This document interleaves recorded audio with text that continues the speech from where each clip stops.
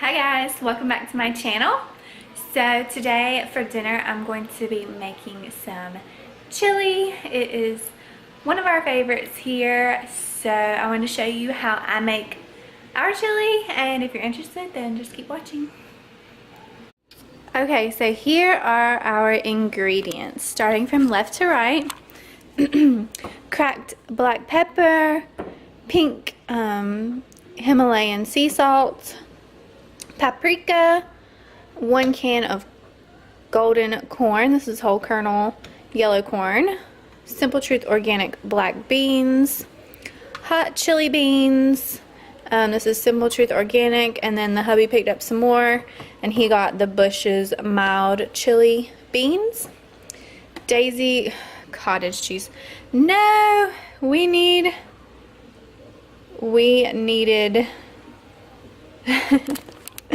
sour cream. Uh-oh, I think he grabbed the wrong thing, so we don't have sour cream. Boo. We can't have chili without sour cream? Okay, not cottage cheese, sour cream.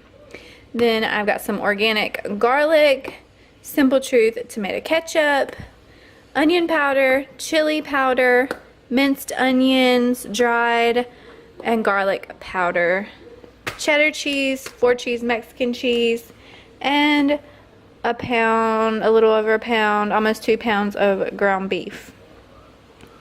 So that is what I put in our chili. I usually also add some diced peppers and onions, but the hubby picked up, I forgot to put that on the list, so we don't have that, so that's why we're using the dry onions. So those are the ingredients. Okay, so I am just going to start off by cooking the ground beef, getting it nice and browned.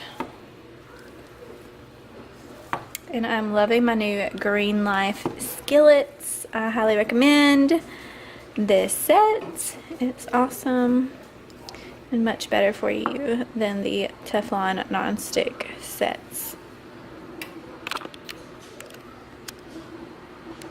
So I'm just going to put a pinch of salt and pepper on there. I didn't bring my camera stand in here, so I'm trying to like hold the camera and do this with one hand, so forgive the shakiness and everything, but anyway, that's what I'm doing. I'm just adding salt and pepper to the ground beef, and I'll probably add a little bit of garlic and onion as well.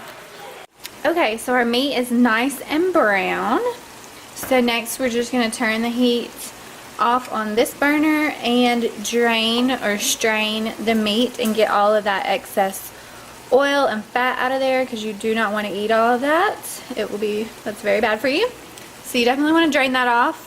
And what I usually do is I will just strain it into a metal pot and take it outside. Some people will save their fat to fry other things in, so whatever you want to do with it, but just I strain mine out of here and get rid of it. So okay, I rigged something up here, but as you can see, the meat is nice and strained. That's all the fat and grease and oil we got off of there. I'm gonna let that sit there for a minute and finish straining, and I'm gonna open my chili beans and put them in the pot and get them cooking, and then I'll start adding everything else and throw the ground beef in there, and we will be ready to go. The hubby went back to the store to get sour cream, so we should be straight on the chili tonight. Alright, so hubby saved the day and got some sour cream, and I have added the beans, the chili beans, the ground beef, the black beans, and the corn to the pot, and I've got that on medium heat, and I'm going to start mixing that really well, and then I will start adding the spices, and I do just a pinch of this and that, and the garlic, a little bit of ketchup, salt and pepper, and once all that is melted and warmed up, I will add the cheese, and once you put it in your bowl, you just top it off with sour cream and it'll be ready to go.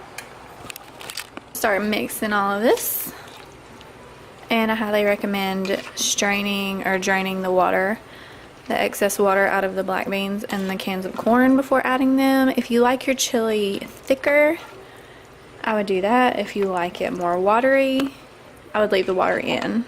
I like mine somewhere in between. So if your chili ends up being too thick, you can just add a little bit of water and it should be just right. But just add a little bit at a time. It's easier to add more than take it away. So anyway, just gonna mix all this together and then I'll start adding the spices. Okay, so I'm just adding a tablespoon of minced organic garlic, and I'll actually pour some of that garlic juice in as well. Now I'm just going to add a pinch of salt, a pinch of pepper, and you can salt and pepper to taste in your individual bowl if you like more or less salt and pepper. I'm just going to give it a little, whoops, it's supposed to be a little shake of paprika, but that was a lot. Add a dash of fine garlic powder, as if we don't have enough garlic already. And then a shake of fine onion powder. A couple of shakes of these dried minced onions. I would recommend using fresh onion if you like onion, but this is what we had today. So. And then I'm going to do a couple of dashes of chili powder. And this is dark chili powder. I don't know if that makes a huge difference. And then my favorite thing to add is ketchup. So I just like to get it good and covered with the ketchup. And then you mix all this up and then you add your shredded cheese. Okay, so you can't have chili without some cornbread, as they say in the South. Today I'll be using this old school brand, Authentic Antique Foods Stone Ground Self-Rising White Cornmeal, and this is from where I grew up, Albemarle, North Carolina. And I actually found this at the Rock Ranch in Thomaston, Georgia, where I currently live near. I don't live in Thomaston, but I live somewhat near there. And I had to get this because it was made where I'm from. So I thought I would pick this up. And yeah, it's actually really good. Made from non-GMO corn. This was $4 for 16 ounces or a pound. And I've used it one time and I'm about to use it again. But when I didn't have this, this is my all-time favorite cornbread right here. These are very similar. This one's very inexpensive. Favorite cornbread ever. But this one's also really good. And shout out to Albemarle, North Carolina. So yeah, I'll be making this one today. Okay, so I got everything all mixed up and cooking slowly. You don't want it too high because your beans will burn pretty easily. So next I'm going to add my shredded cheeses, and I'll do probably about a cup of each cheese, the Mexican cheese and the cheddar cheese. And then it will be pretty much ready to eat once the cheese is good and melted. Put it in a bowl, wait for your cornbread to be ready, and throw some cornbread on top with some sour cream, and it will be good to go. So I hope you enjoyed cooking with me today.